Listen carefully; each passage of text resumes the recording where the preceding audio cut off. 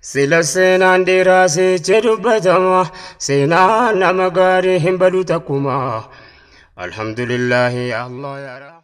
Assalamu alaikum warahmatullahi wabarakatuh. وعليكم السلام ورحمة الله وبركاته. Wani jechuu deemu namni kun yeroo hedduu isin biratti arga hedduu si wajjin deemanii yeroo hedduu isaa isin wajjin deemuun arga namni biraattis namni hedduun gamme namni miidiyaa irratti beenu darbee dhufa inni kun moo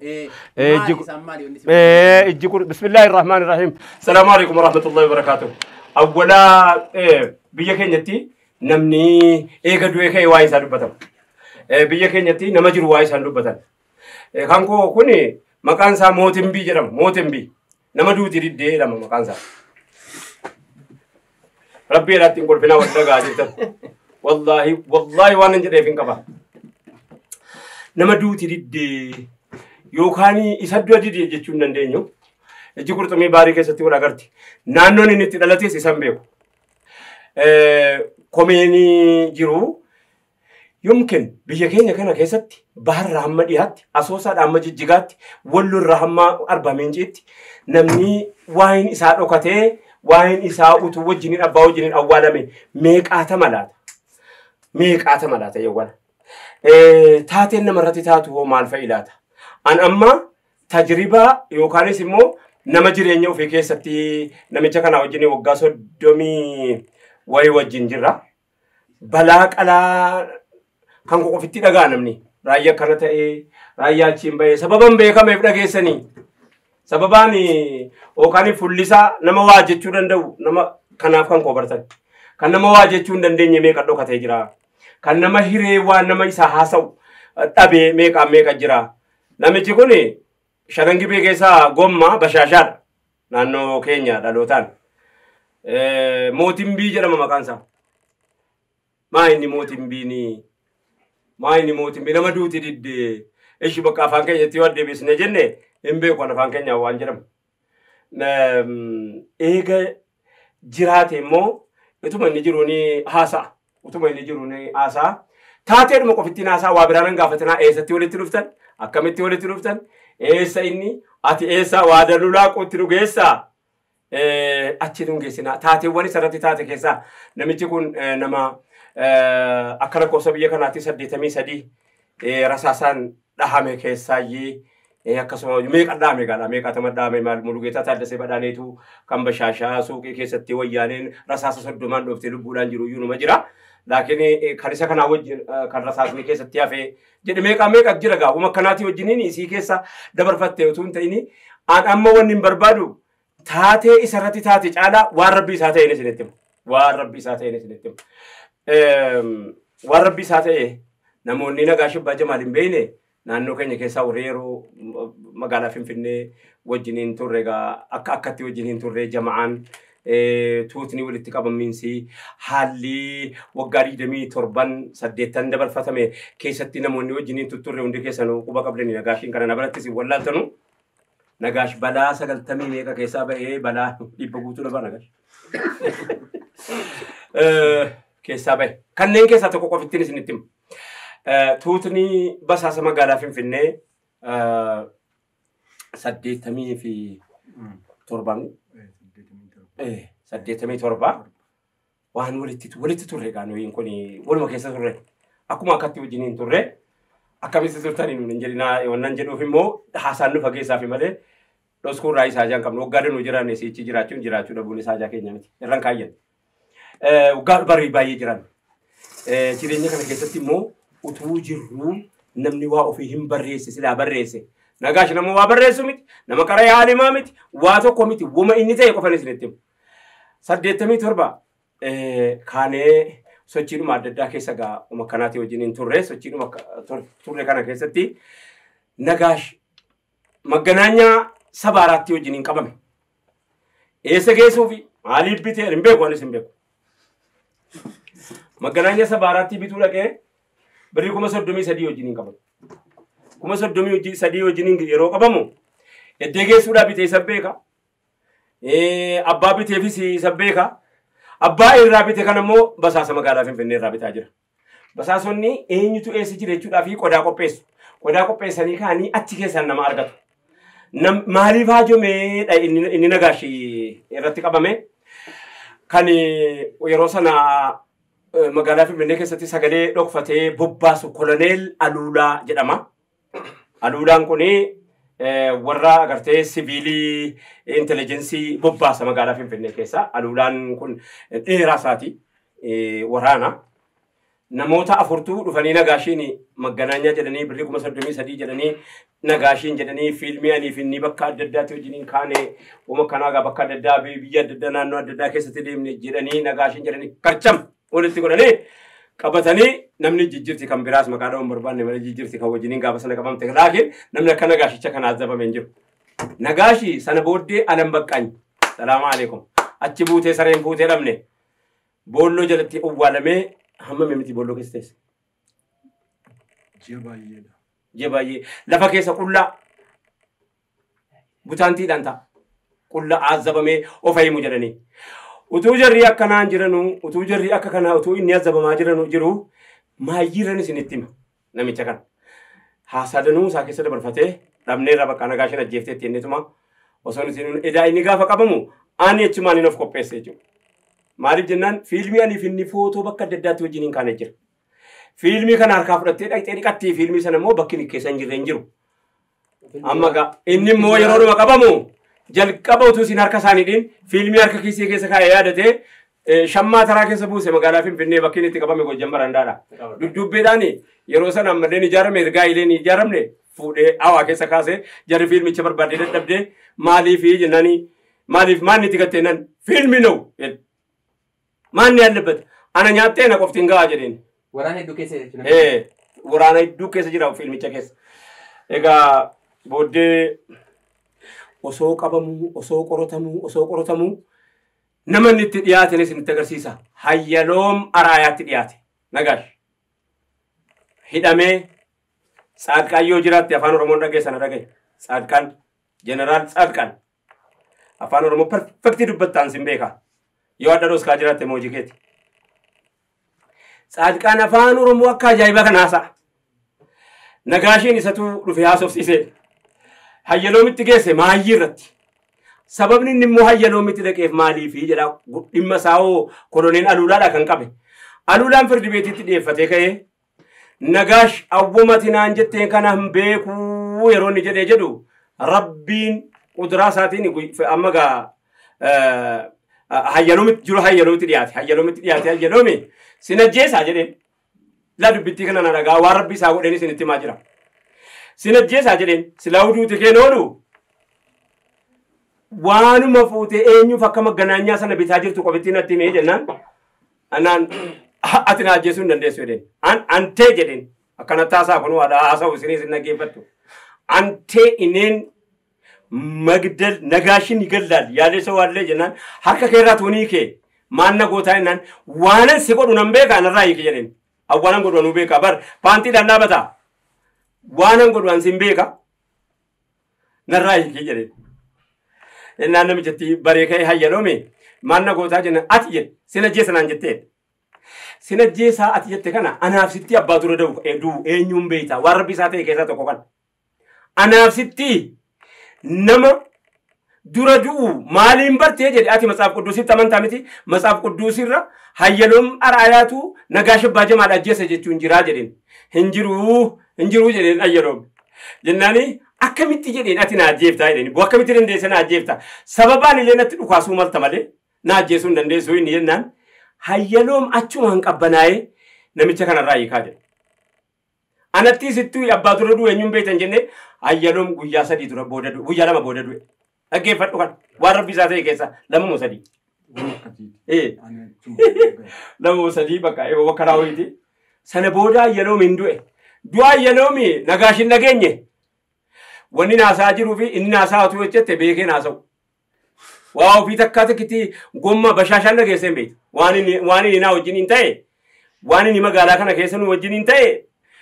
Namni beeku nama muraasa saabita Jamaal Goreeti Maamma Sheekota Siisimoo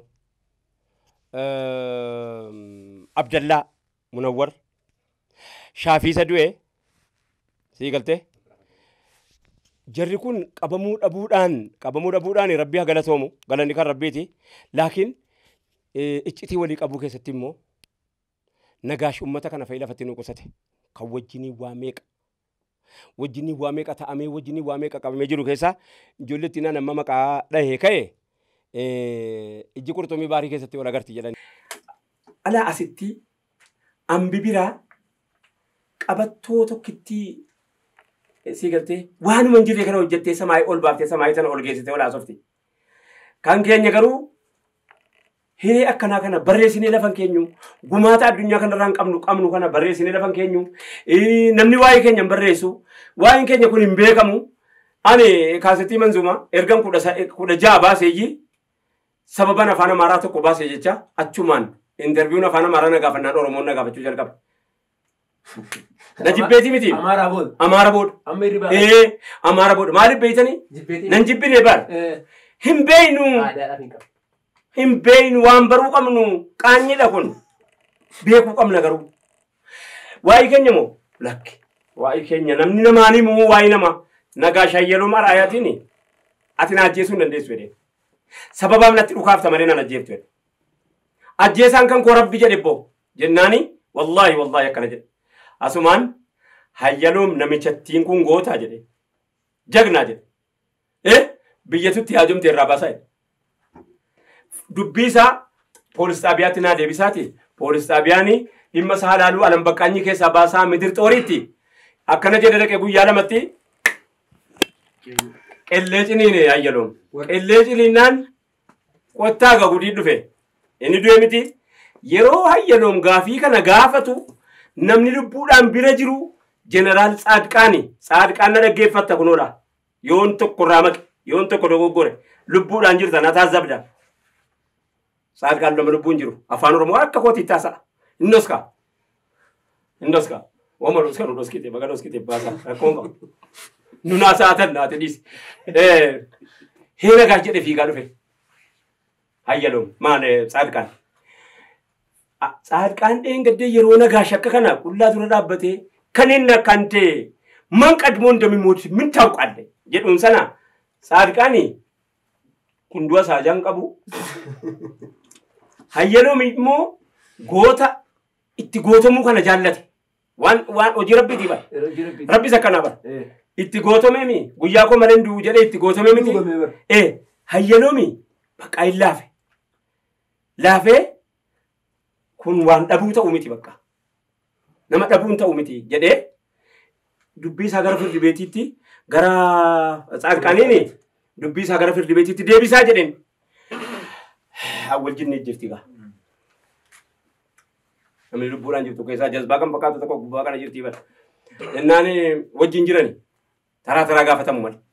Innaan nagaash kee guyyaa lama gisee ni turu hayyaloom qellee jedhee innaan Tsaadqaan makiinaa kaafatee jamataan qabne nagaashiin midir xooriitti dhamani jirri. Kunoo qeeraa kana bakka dhoskaa wayii jira. Midir xooriitti dhamani achi miti.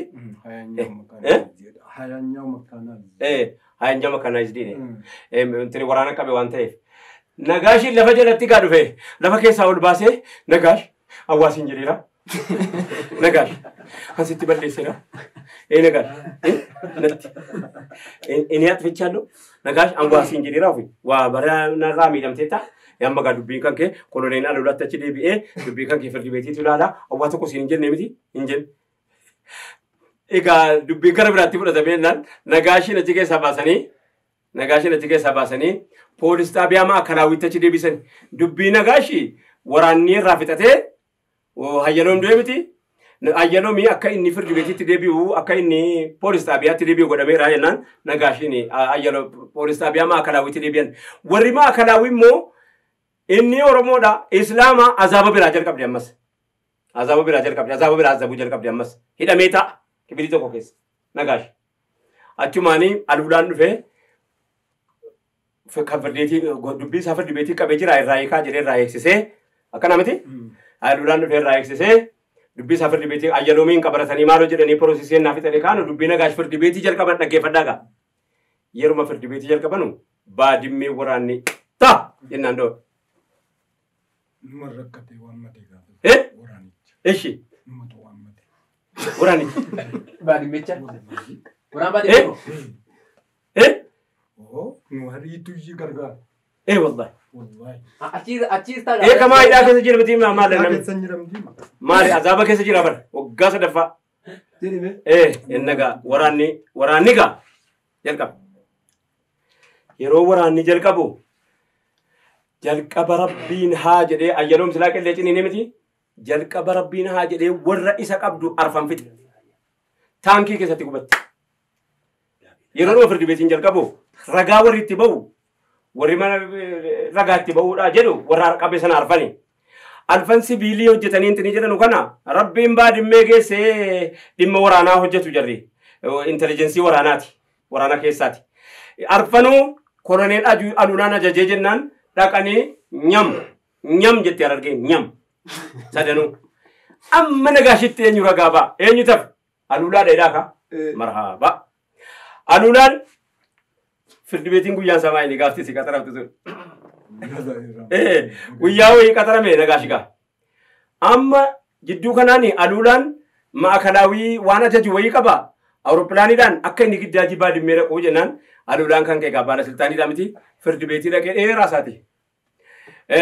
Banagaa shawwallaay ምስክር ሰጥቼ ሊሄድ ፈልጌ ነው ትግሬዳ የምን ፍርድ ቤትን ሞ እንድድ ፍርድ ቤትን እንድድ ጋ ነው አላራበና የወረኝ ስለምን ይወሉ ጋቹ እንጅሩ የሮሰን አከማ ከነ ሴነሜ አከማ ከነ ፍርድ ቤቲ ከሳ ምርጊ ሁንዳ ፍንከነም አካካት ከነም እናኒ ጋ ነጋሽኒ ፍርድ ቤት ትምርቴስ እትኒ መሰከረ እንደማ አንግዳጂ ዋመሜራ ጀናን ከግዳጅ የደም ፍርድ ቤትን እኒ ማልዳኛ ጀለመ ሶን ማልዳኛ ጀለመ ወራና ራሩት ተረጋባ ተመለ ጋፈሰነ ነፍቱ ጀለን ሐጠም ሞጀት ሴረ ፍርድ ቤቲ ቲሚቲ ዱረቡአኒ ኡቱና ጋሽ ፍርዲ ሳቡያን ሳንዲያቲን ኡቱዋ ይሰረትን ዲያቲን ምስክሪ ከኑ እንደንደሱ ጀለኒ ሳጥቼ ዳለ ወደ ባላቡስ አይቻልም ጀለኒ አሱማና ከቲም ጉያ ሰነዱ አውሮፕላን ረገቡ ይራማ አውሮፕላን ትጉበት ሰነ ከሰቲ ጫጭንጨ አማጋዱብኝ ነጋሻ ወሊ ረቢ ወሊ ተፈን أما ربي فرجاشا قلت ولي تف نجاشي باجمال أولي ربي وجني ولي تفني نمني مسكري نمني كاسو إندوه إني كابي إندوه إنرجع كابسيس إندوه لو ميمتي فرد بيتي نجاش واربي نماتي همون قاريدا فرد بيتي نكاترو نجاشي نجاشا ول كاساشم تكاساشم تكاساشنجي كاساشم አስከሳሽም ወንጀሉም ምኑም ባለመቅረባቸው ምክንያት ከዛሬ ጀምሮ የነጋሽ ወላይ አባዲስ ክስ ለወደፊት መተው ከመሰረቱት እንጂ ባለቤቶቹ 3 ጊዜ ተጠብቀው የነጋሽ ወል ፋይል ከዛሬ ጀምሮ ተዘግቶ መዝገቡ ወደ ፍርድ ቤት ተመልሷል። ነጋሽ ወል መውጣት ይችላል ጀረን ነጋሽ ጩራጩ ፖሳ ጉረቴ በየ አቀምፉደ akka galataatti nagaash abbaa jamaal akka galataatti wantinni ummata keenya biraa ummata oromoo biraa qabu nabaanii angaroo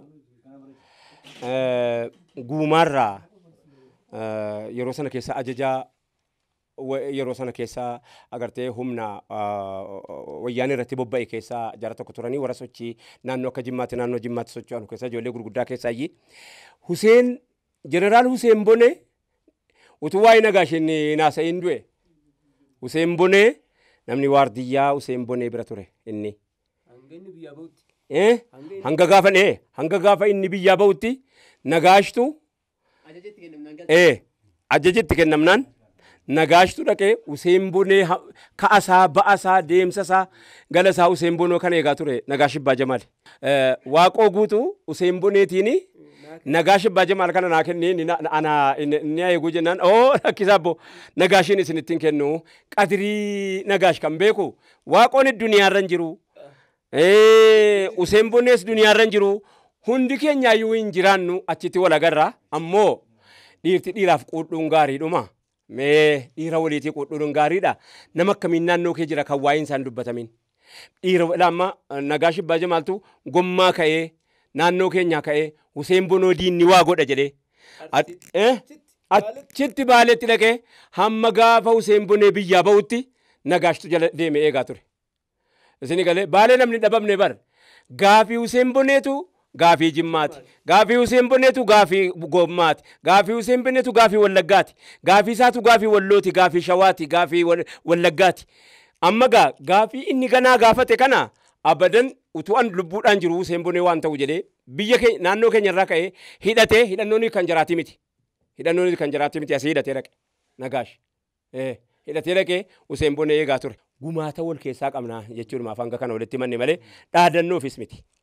Guma harka wal keessaa qabna. Egaa waan rabbi namaa ta'e keessaa wanni baay'een waan baay'ee waa'ee namicha kanaa ruubii isaa inni ittiin himneen. Ruubii waan inni ta'e inni hinaasa'u gizeen du'e ayyaafadhaa Nagaashan wal eessa ture maal hojjete ga'eessa maal gumaache hawaasa kanaaf maal godhe biyyattii kanaaf maal godhe gaafa inni du'e gaafadhaa. Salaamu alaikum.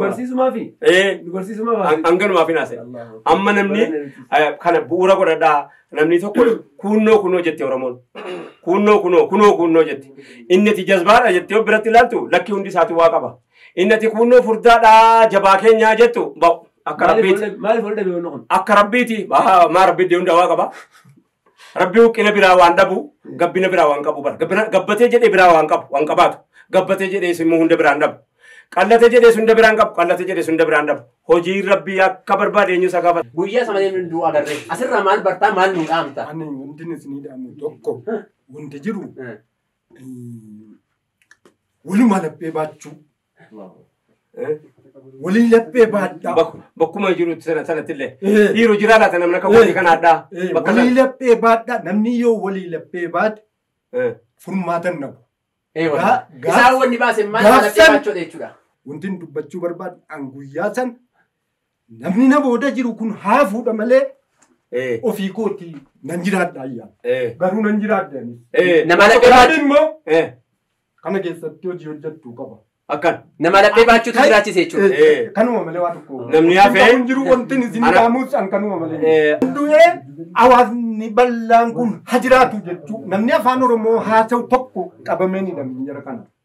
Jechuun qaba gaafa. Jechuutu na keessa jirti. Sanuma na jiraachise waa biraan qaba. Naannoo kee keessas namni gumaata uummata kanaaf gumaacha numa jiraata ta'a. Jabeeffachuun garuu bareedu waa ofii boriif nama gargaara. Dhaamsa maayyii irratti dhaamu. Leenca kee of jala najjeesin saree ambaatu si nyaataa jedhe Muhammad Mursi. Salaamu alaikum warahmatullahi wabarakatuh. Sila seenaan dheeraa seechee dubbatama seenaan nama gaarii hin badu takkuma alhamdulillahi Allah yaa